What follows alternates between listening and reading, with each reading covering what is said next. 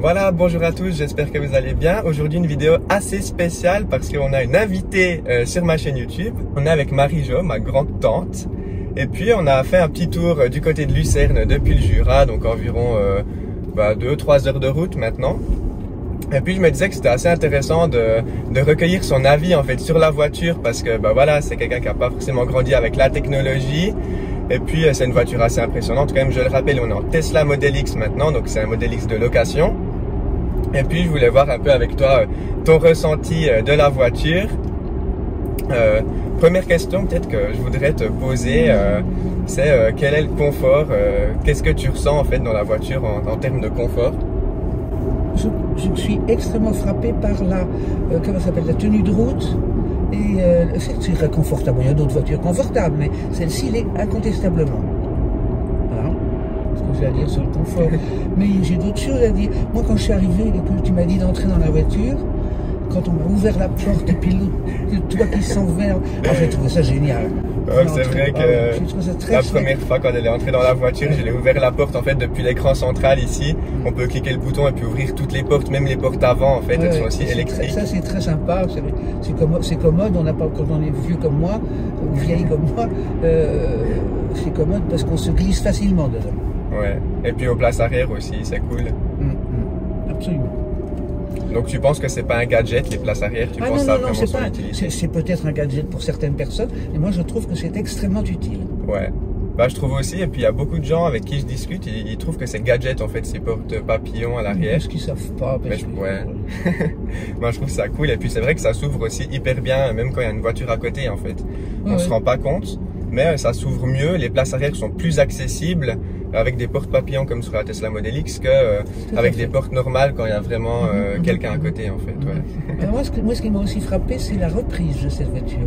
Quand tu dois doubler, tout d'un coup tu décides qu'il faut doubler quoi. Il y a vraiment une reprise excellente. Ouais. Qui m'étonne parce que les voitures américaines en général, c'est pas leur première qualité. Ouais. Je suis pas très nerveuse. Alors celle-ci l'est. Et pourtant j'ai pas accéléré très fort. Hein. Non, mais j'ai pas dit que tu avais accéléré trop fort, sinon je t'aurais engueulé. Mais il y avait encore quelques centimètres sous la pédale droite. Oui, donc sincèrement, il y a une très bonne reprise. Ouais.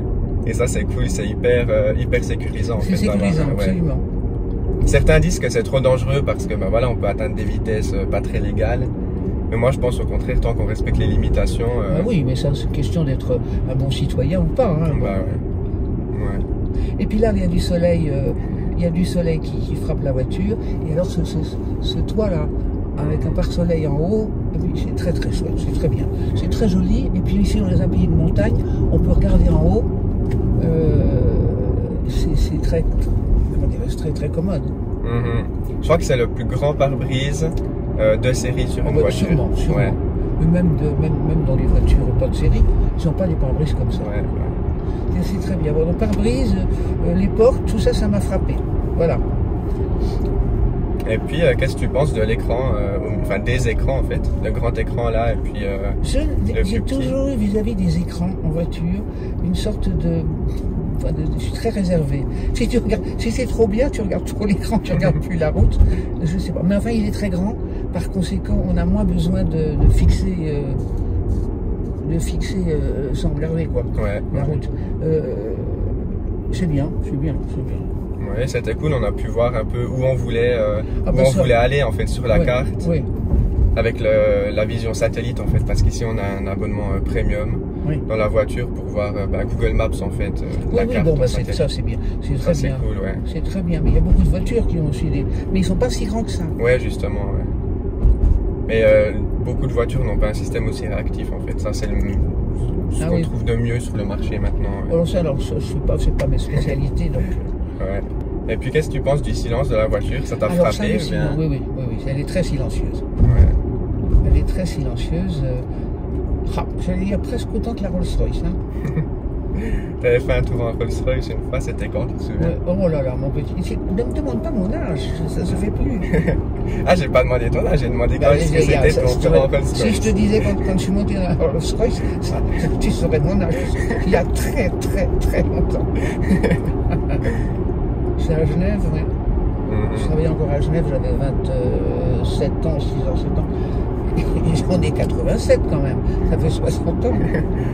Et puis au niveau de l'électromobilité, toi en soi, est-ce que les voitures électriques, c'est ça que tu appelles l'électromobilité. ça te gênerait toi de devoir t'arrêter comme ça environ 20-30 minutes? Je dois dire que ça c'est une petite réserve que j'ai. Bon, faire le plein de l'essence, ça prend aussi un petit bout de temps. Ça c'est un peu plus long. C'est un peu une réserve que j'ai. Maintenant... Bon, après sur une Model 3 on devrait s'arrêter en gros toutes les 2 heures, 2 heures et demie sur autoroute, environ 20 minutes. Tu penses toi ça serait un frein pour toi ou bien? C'est pas ce qui me plairait le plus quoi. Bon. Ouais. Mais pour être écolo, tu serais prête à devoir faire des pauses comme ça ou bien? Oui, absolument. Ouais. Absolument. Quand même. Donc c'est pas un frein, c'est pas un no-go non plus. Non, parce que je sais que le pétrole va disparaître, il doit disparaître. Donc c'est comme ça, donc j'accepte. Ouais. J'accepte, mais c'est pas ce qui me plaît le plus. Bon, avant ça allait, typiquement aujourd'hui je suis parti de la maison avec 100%, on est allé jusqu'à Lucerne, ça fait plus de 120 km je crois, après on est revenu et puis on s'est arrêté, on n'avait même pas besoin de charger, en fait je serais arrivé à la maison avec 10% oui, tu fais environ. 250 km quoi, non? Ouais, même plus, là on a fait 230 km il me semble, jusqu'à la charge et puis on avait encore 36% il me semble. Ah bon, bah alors tu peux faire presque 300. Ouais, voilà. Oui. Oui, il n'y avait pas énormément d'autoroutes, c'est ça. Plus il y a d'autoroutes, plus ça bouffe. Plus ça bouffe. Ah oui.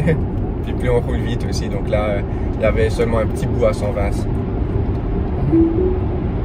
Ouais. Donc là, on s'est arrêté un petit coup. On a fait quoi, 25-30 minutes et puis on en a profité pour boire, boire un petit truc. Puis découvrir des nouveaux endroits. Donc c'est aussi bien. Après, c'est vrai que sur la Model X, on doit s'arrêter des fois 45, 50, même un peu plus. Même des fois 1 heure, en fait, si on fait des longs trajets. Ça, c'est là-bas. Ça, c'est là-bas. Tous les 250 km? Ouais, à peu près. Ouais. Ah oui, alors ça, c'est là-bas. Ouais. Ça, c'est pas hyper agréable, mais bon...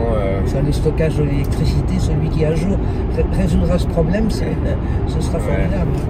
Voilà, et puis toi... est-ce que tu te verrais conduire une fois une Tesla comme ça avec des écrans comme ça? Si tu m'en donnes une, je suis ravi. Tu serais pas trop perdu avec des écrans comme ça?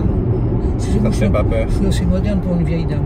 Ça m'affole pas tout ça. Ouais. Ouais, c'est cool, ça fait plaisir. Et puis alors, moi j'ai une voiture automatique. Pour rien au monde, je l'abandonnerai la voiture automatique. Bah oui, là. Voilà. Puis en ville en plus.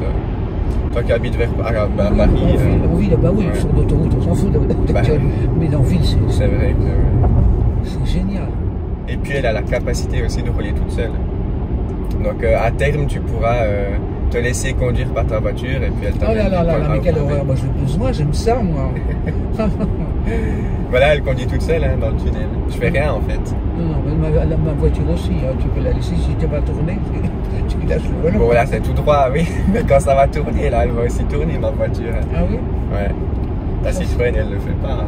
Ah non, la mienne, elle fait pas. Regarde là. Ça tourne un petit peu. Attends, je vais voir. Attends, on tourne. Je veux dire, touche pas ton volant. Et voilà. Et mais à cause de quoi? À cause de la panne de la route? À cause de quoi? Non, c'est l'autopilote. Ah oui. Ça veut dire qu'elle conduit toute seule, ouais, elle suit les lignes. Et puis ben, elle règle tout en fait, les pédales. Elle se cale avec la voiture de devant, ou bien la vitesse que tu as sélectionnée ici.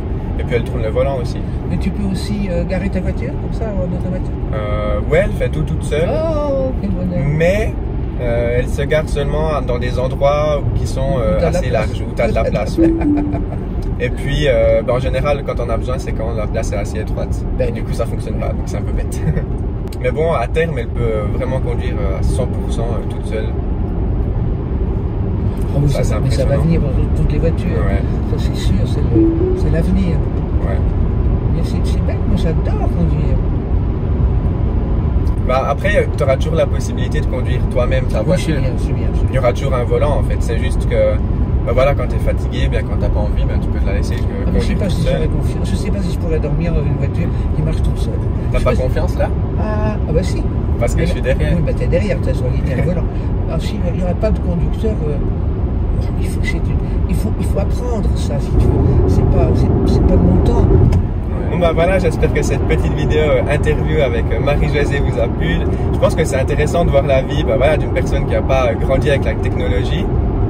Puis on l'a vu, ben, t'es plutôt enthousiaste hein, à cette Tesla. C'était cool.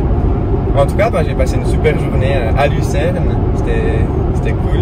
J'espère que cette vidéo vous a plu. J'espère que vous avez pu un peu comprendre la motivation des gens, voilà, des personnes de différentes générations sur la voiture électrique et puis sur Tesla. Moi je vous dis à très bientôt pour une prochaine vidéo à bord de cette Tesla Model X. J'en prévois encore quelques-unes et puis sinon durant le mois d'août et puis septembre je prévois aussi plein de nouveaux tests de véhicules électriques avec des road trips aussi. J'en dis pas plus mais il y a un road trip qui se prépare à bord d'une voiture électrique autre que Tesla. Donc restez bien connectés, pensez à vous abonner si jamais ça vous intéresse. Et puis moi je vous dis à tout bientôt pour une prochaine vidéo. C'était Julien, ciao tout le monde.